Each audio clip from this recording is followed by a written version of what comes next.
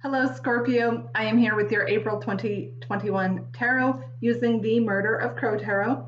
I've done enough screen pre-shuffle, and now let's ask for the messages for Scorpio for the month of April 2021.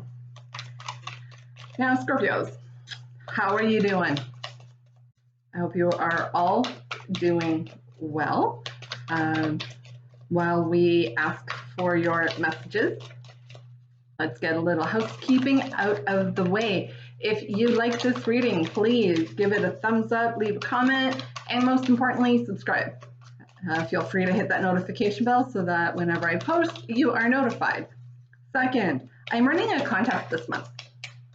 And whichever sign at the end of the month gets the most the most viewing, the most likes, the most comments, the most interactions, the most shares, because you can share your favorite videos on your social media, that sign will end up getting extra readings for the following month.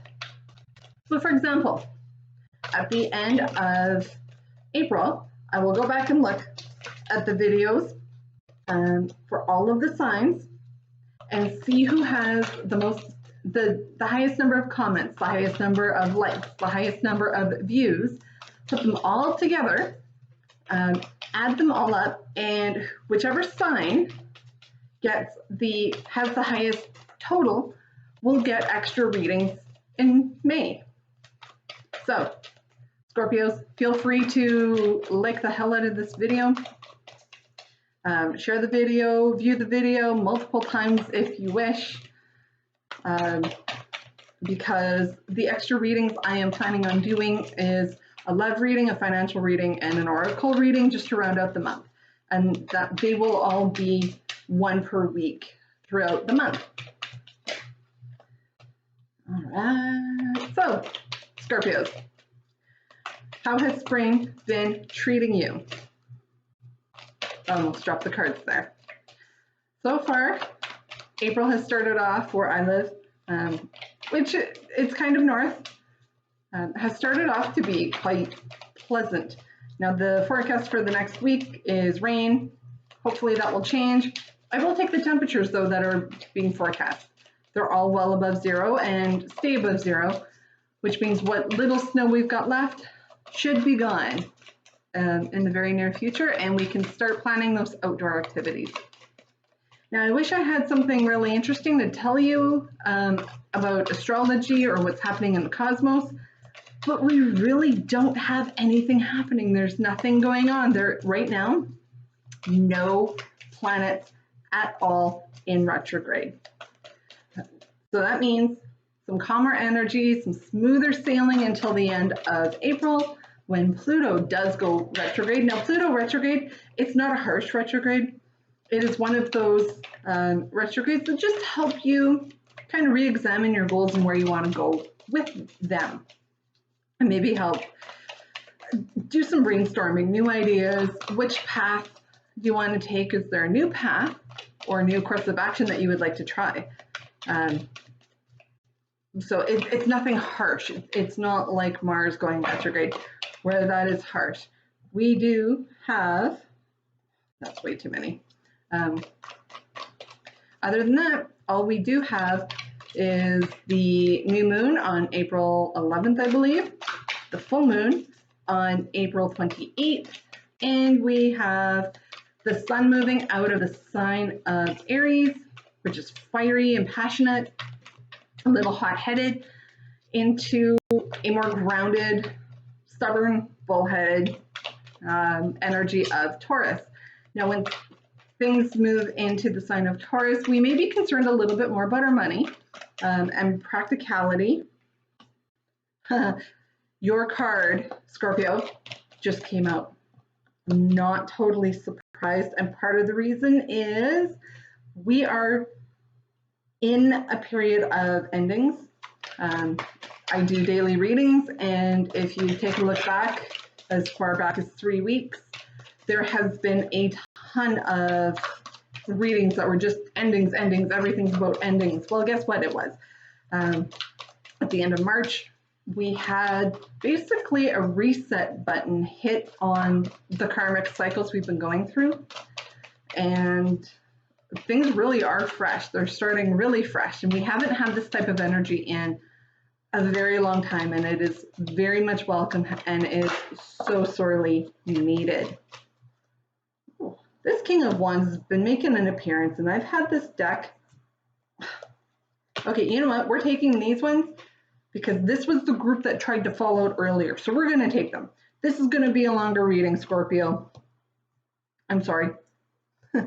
I like to try and keep them short and sweet because me personally, I start to lose interest if they start being too long. So there is a little bit of Cups energy here, but that's again not overly surprising because you Scorpios are very much about the deep emotions. And what is playing out in the background for you this month is the Five of Cups. Now, the Five of Cups is deep emotions. It talks about grief, sorrow, loss. And there are some things tied in here that will explain why you might be feeling that way. Now, you Scorpio, because you are all about deep emotions, you will be feeling this so deep in your soul, like literally right here, just right in the middle of your chest. And it's gonna, for you, feel a lot heavier than, say, Aquarius, because Aquarius is nothing, they're not in touch with their feelings at all. So something that might weigh heavy on you may not weigh as heavy on somebody else, but that is just the nature of your sign, and that's what makes you you, and that's what helps make you actually lovable. Despite the fact that you threaten with your stinging tail, Scorpio, you are a lovable sign. Now we have the Page of Swords in reverse to start off the reading. And the Page of Swords in reverse, pages are the youth of the court card.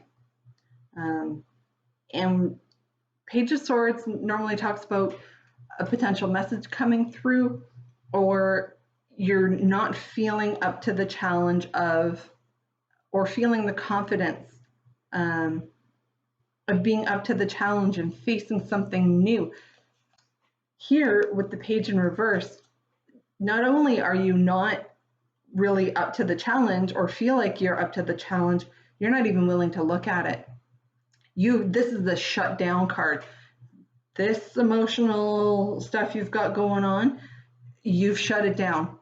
Whoop, done. Put the lid on it. It's not just a lid, it's like an 8-foot cement barrier that you're putting dirt on over top because nope, you're not even looking at it.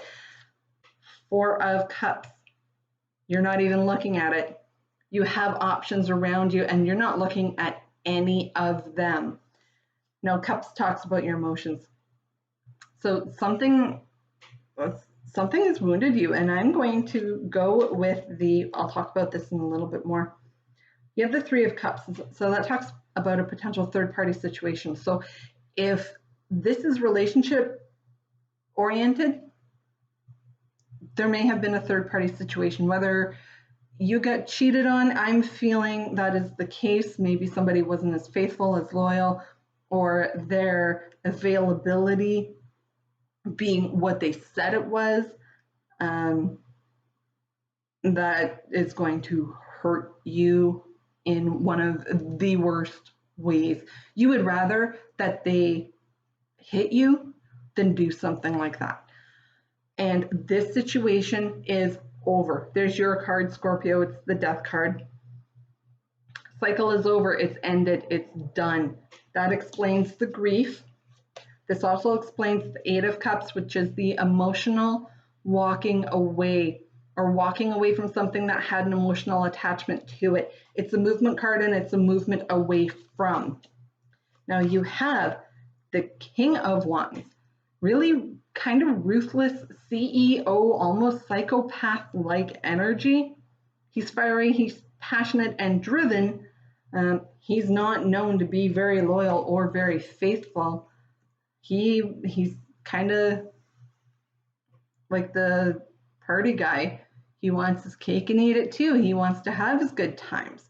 He doesn't want to be tied down. He is not at all faithful or loyal. There's that 3 of Cups up next, so the third party energy. Again, whether they were not being truthful about their availability, meaning they are dating multiple people and they made you believe that was not the case, or they let you believe that was not the case. The King of Wands could have done both. They could have straight up just lied, because they're not necessarily known for their truthfulness, or being direct and to the point about, yes, I am single and not on any dating sites and not dating anybody else, just you. Meanwhile, they've got a girlfriend they live with and 3 other girls they're dating on the side, and nobody knows about any of them. That's the King of Wands energy. 8 of Pentacles. 8 of Pentacles is you've been working at this for some time, so maybe you've been cultivating this and working on it, hoping that it would grow into something more. But it has you very stressed out. The 9 of Swords, worry and anxiety, causing you sleepless nights. I'm surprised the 3 of Swords hasn't popped up here. This may be something that recently happened and that you're still dealing with the fallout. But there is the 9 of Pentacles coming in. Now, the 9 of Pentacles is the strong, independent, wealthy woman. To me, this is signifying you're better off on your own. You are much further ahead on your own. You're much more abundant on your own.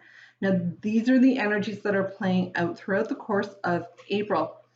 You are feeling grief and sorrow, and instead of this being like a background influence, kind of how I place my cards, to me, influences the flow of the emotions of the month.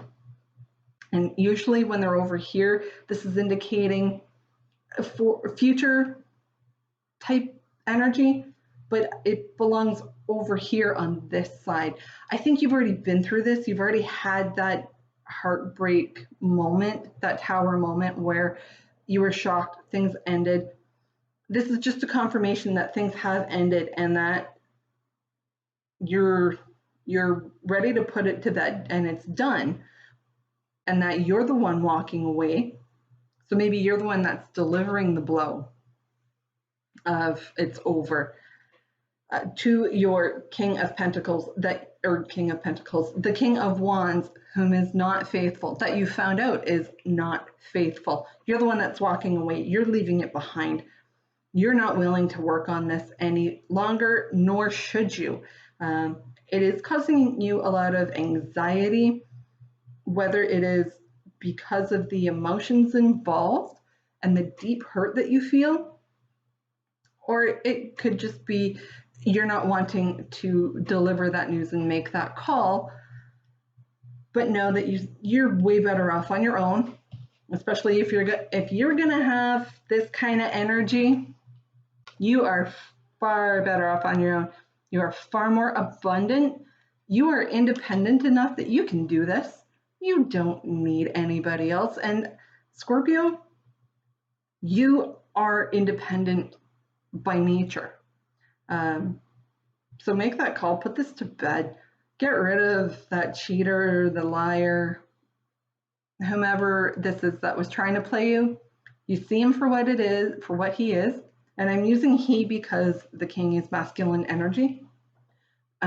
It could be a female that has a lot of masculine energy around them, but know that you have it within you to make that call that is in your highest interest and in your best interest.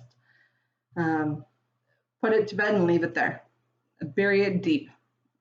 Make sure that it is understood to the other half that you're not interested in working on this.